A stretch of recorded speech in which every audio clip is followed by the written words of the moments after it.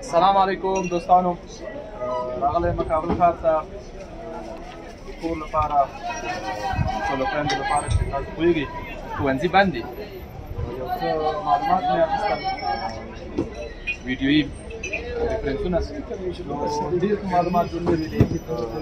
تاسو پوهېږئ چې ښوونځي بند دي، نجونو لپاره په کور کې که په کمپیوټر ولري مختلف ریسورس تاسو استفاده کوئ. یو د هغو نه دغه ده آموزش مکمل ریاضیات په زبان دری، جمشید رسا دي، ریاضي، هندسه، مثلثات او احصایه او معلومات د کانکور آمادګي ټول درسونه دي.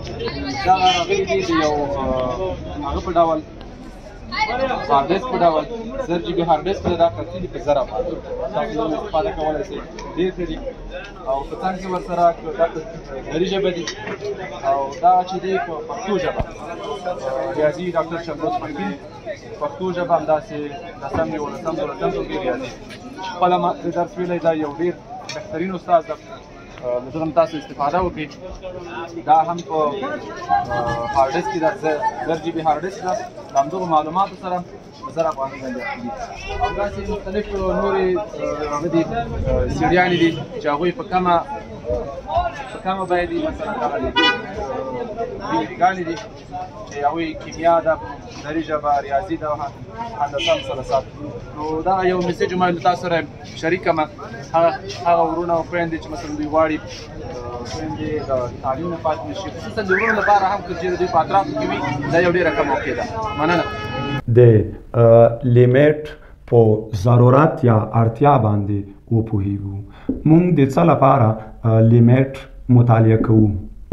د دې لپاره چې د لیمیټ پر ضرورت باندې وپوهیږو یو مثال په نظر کې نیسو. که چیرې اف ایکس یوه تابع وي او دغه تابع مساوي کیږي له ایکس مربع منفي 1 پر ایکس منفي 1 سره. په دې تابع کې له موږ څخه پوښتنه کیږي چې د تابع قیمت په 2 کې پیدا کړئ.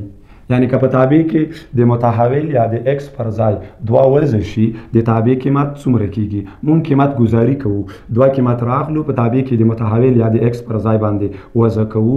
2 مربع منفي 1 پر 2 منفي 1 مساوي کیږي 2 مربع 4 منفي 1 پر 2 منفي 1 مساوي کیږي له 4 منفي 1 3 پر 1. د دې تابع قیمت له 3 سره مساوي دی.